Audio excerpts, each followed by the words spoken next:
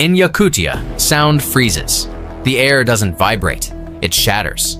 At -71 degrees Celsius. Breathing is an act of courage. There is no room for mistakes, because even a hurried exhalation can crystallize into frost on your eyelashes and blind you in the middle of the tundra. You think surviving a hunting expedition in these lands is about shooting or running. It isn't. It begins much earlier. The moment you decide to leave the village and cross the frozen threshold into the unknown. Your day starts before dawn, though dawn is nothing more than a pale reflection on a steel gray sky. You wake on a reindeer hide hardened by frost, inside a wooden hut that creaks with every gust. The wood stove dies out while you sleep, and the cold bites your feet before your dreams are over. You dress in silence, layer upon layer. Linen, wool, hide, leather. Every garment is a promise not to die frozen. The steam of your breath mixes with the smoke of the dying fire as you check your rusted rifle and your frozen traps, hoping today's hunt will be kinder than yesterday's. In Yakutia, every step is a pact with the earth. The ground isn't soil, but crystal hardened by centuries of ice. Footprints crunch, and each crunch becomes an echo that travels for miles. You know the bears hear it. Bears always hear. They live on the border of what is real, between hunger and winter. No one in your village ignores their legends. The elders say the 5-ton polar bear, Kara, the white god of the north, does not walk. It floats. That its eyes don't reflect, they absorb. That it doesn't hunt out of need, but for balance. And today, that balance could decide your fate. Your backpack weighs more than your body. Inside, dried meat, elk fat, a bone knife, a flint lighter, and a rope braided from horsehair. No luxuries, only tools of survival. Your Mosin Nagant rifle, a war relic, hangs from your shoulder like an extension of your will. The metal of the trigger sticks to your gloves if you touch it carelessly. Ice turns every weapon into a silent betrayal. At that temperature, steel does not forgive. The wind cuts, eyelashes turn into needles, shadows into enemies. You walk among trees petrified by the cold, hearing only your own breath and the faint squeak of snow under your boots. Every step feels like a conversation with death. You look to the horizon and see nothing. Nothing but white. White above, white below. An endless solid ocean. Then you notice it. Absolute silence. No wind, no crows, no cracking branches, only emptiness. That silence isn't normal. That silence means something is watching you. The first instinct is denial. The second, prayer. The third, to ready your weapon. But the old methods never fail. You take a handful of salt mixed with fat and scatter it in a circle around you, marking the ground as the hunters of old once did. The sour smell of the mixture confuses the bear's nose, for a few minutes at least. Meanwhile, you build a small fire trap, dry twigs, birch bark, and a spark of flint. The flame rises, weak and trembling, but alive. In the north, fire isn't warmth, it's authority. It marks territory like a beast. Then you see it, a white shadow moving through the white. It doesn't walk, it floats, just as the elders said. Each step lifts a faint mist of snow, as if the tundra itself were breathing with it. It's a monster carved from ice, larger than any creature you've ever seen. Muscles shift beneath its thick fur like slabs of stone beneath a glacier. Its eyes, black and gleaming, pierce through you. There is no hatred in them, only judgment. You try to remember the stories. Never run, never shoot first, never turn your back. Facing it is to acknowledge its dominion. You step back slowly, head bowed. You extend your hand and strike the small drum hanging from your belt. The tungur, used in rituals of respect. The deep sound vibrates in the frozen air, and for a moment the bear stops. It watches you. Its breath forms thick clouds, each the size of a horse. Time freezes. In that instant, your life hangs by a thread of ice. You know the hunt no longer matters. That the journey was not to bring meat, but to bring a story. And if you survive, the children of the village will sing your name alongside the spirits of the forest. But first, you must stay alive. The bear roars. It's not a roar. It's thunder in the throat of the world. It strikes your chest like a wave. The echo bounces across the frozen plains, awakening the sleeping spirits in the cracks of the ice. Your legs tremble, not from fear, but because the earth itself vibrates. At this distance, the word animal loses all meaning. Before you stands an ancient god, a living relic of a time when men were nothing but trembling shadows beside the fire. The Urgankara lowers its head, sniffs the air, and advances. One step, another. Each footprint leaves a crater in the snow. Your breath quickens. There is no refuge, no trees, no escape. To run would be to invite death. Your mind recalls the teachings of the elder hunters. When the bear lowers its snout, it offers respect. When it raises its head, it demands war, and now the head is raised. You grip your rifle, not to kill, but to survive. In Yakutia, the line between the two is as thin as a crack in the ice. With numb hands, you load the handmade ammunition, a bullet wrapped in seal fat, designed not to shatter in the cold. You aim at the ground, not at him. You fire. The blast thunders, fire bursts from the weapon's mouth, and the echo tears the silence like a whip. The bear stops. It gazes at the column of smoke, growls, and strikes the ground with a claw the size of your forearm. It's a warning. You know what comes next. You have seconds. You drop your backpack, pull out an improvised torch, a branch wrapped in cloth soaked in reindeer fat, and light it with the spark from your flint. The fire crackles, orange and fragile, but it's enough. You wave the flame before you, drawing circles in the air. Bears do not fear man, but they respect fire. It is the one thing they cannot master. The white giant steps back, growling with restrained fury. But it does not leave. It circles you slowly, studying your movements. You turn with it, torch extended, keeping your distance. Each turn is a heartbeat of life. Each breath, a challenge. You feel the fire's heat burn your fingers, but you cannot let go. If the flame dies, so do you. Suddenly, a gust of wind tears the torch from your hand. The snow swallows it. Darkness, silence. Only you and him. Your heart pounds so hard its sound blends with the crunch of the snow. You don't think. You act. You strike your drum again. Tum. The echo vibrates. Tum. The bear stops as if hypnotized. Tum. You close your eyes and speak the ancient words you learned from the elders. Kara Urus, Kara Sulis, Kara Chora. White spirit, grant passage to the traveler. The air thickens. A ritual silence. The bear sniffs the ground, exhales a cloud of steam, and turns its body north. It walks a few meters, looks back one last time, and vanishes into the frozen mist. The drum slips from your hands. The echo fades, and only the sound of your ragged breathing remains. You collapse onto the snow, trembling, not from cold, but from relief. On the horizon, the northern lights begin to dance, painting the sky in green and purple. In Yakutia, that means forgiveness. The gods have accepted your offering. Hours later, you return to the village. Smoke rises slowly from chimneys. Lights flicker between huts. The dogs bark when they see you, crusted with frost. Eyes wide like a man returned from the other side. The elders come to meet you. You carry no prey, no hide, no trophy. You carry only the story. They gather around. They listen in silence as you recount what happened. No one laughs. No one doubts. In Yakutia, the tales of survivors are more valuable than gold, for they bring wisdom, not wealth. That night, in the village center, they light the great ceremonial fire. The drums beat. The women throw fat into the flames. The children sing. The elders play flutes carved from reindeer bone. They dance around the fire while you, hands still frozen, hold a cup of hot broth. The shaman names you Nuyura, the one who looked upon the white god and did not blink. You are no hero. You are a witness. And as the flames dance, you know that Bear was not an enemy, but a mirror. A force that showed you what it means to be alive when everything conspires for you to die. In Yakutia, one does not survive the cold or the hunger. One survives the silence.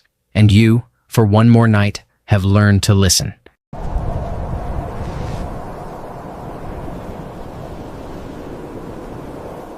You're dead before the cold even touches you, not from the cold itself, but from what comes before it. The absolute silence. The crunch of frost beneath your boots. The the breath that turns to ice before it fully leaves your lungs. Do you think surviving at minus 68 degrees Celsius is about keeping warm? It's not. It begins the moment you open your eyes and realize the water in the bucket has turned to stone, that the air cuts sharper than any knife, and that a simple blink can freeze your eyelashes solid. Morning in Yakutia doesn't dawn, it drags itself forward. The sun is little more than a pale shadow that never quite rises. Your breath, thick and white, is the only living thing you see for hours. The thermometer, nailed to the wooden wall of the cabin, marks a figure that would make death laugh, minus 68 degrees Celsius. Stepping outside without 3 layers of fur is the same as signing your own death sentence. Your reindeer hide coat weighs almost as much as a child. The boots, made of tanned leather and stuffed with dry straw, are not a luxury, but the thin line between walking and losing your toes. The thick gloves keep you from feeling the trigger of your rifle, but touching the metal bare-handed would be worse. Flesh clings to iron as if the cold itself were hungry. Breakfast is frozen soup you must thaw over a fire that struggles to stay alive against the wind. There's no smell of bread or coffee, only damp smoke and melted fat. Outside, the trees groan like old skeletons. The wood splits with a dry crack, as if the forest itself were breaking under its own weight. The silence that follows is terrifying, because even the wind seems to have given up. Your dog, a Siberian Laika, sleeps by the doorway, covered in frost. His eyelashes are needles, his breath a faint cloud that trembles with each heartbeat.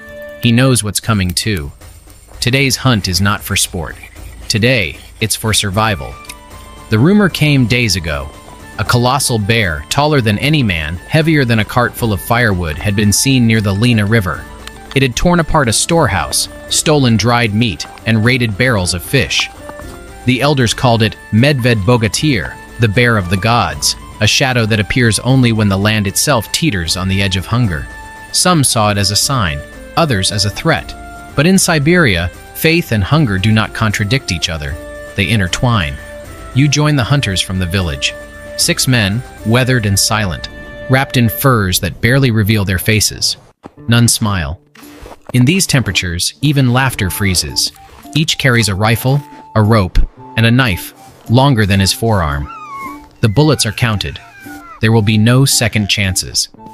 The journey begins at dawn, though the sky never changes. You mount a dog sled gliding over ground so hard it rings like glass beneath the runners. The air slices exposed skin, eyelashes freeze, and eyelids grow heavy as stone. Breathing becomes an act of pain. Each inhale a needle of ice scraping your throat. As you move forward, the men do not speak. Words would freeze before reaching another's ears. Communication is through gestures, through glances. A finger pointing toward the horizon. A nod. A closed fist signaling to stop. In the tundra, language is stripped down to essentials, like everything else. The forest appears as a dark wall, still and full of shadows. The trunks, coated in frost, stand like pillars of a forgotten temple. Inside, the light is blue and dead. The ground is blanketed in snow up to your knees. Each step feels like dragging an invisible burden. The hunters move in single file, leaving deep tracks that the wind will soon erase. You find the bear's signs before you see it. Claw marks on trunks, a trail of broken branches, scattered bones. The smell is unmistakable, a mix of old blood, damp earth, and fear. The men stop. The eldest, his beard crusted with frost, touches the ground and nods. It's close. No one says it, but everyone knows. One poorly aimed shot could mean the end. In these lands, hunter and prey are the same. If you miss, there will be no help. No one will come for you. The cold and the darkness will swallow your tracks within minutes. Then you hear the roar. It's not a sound. It's an earthquake rising from the chest of the earth. The echo ripples through the trees, shaking the air itself. The bear emerges from the shadows, larger than the human mind is built to comprehend.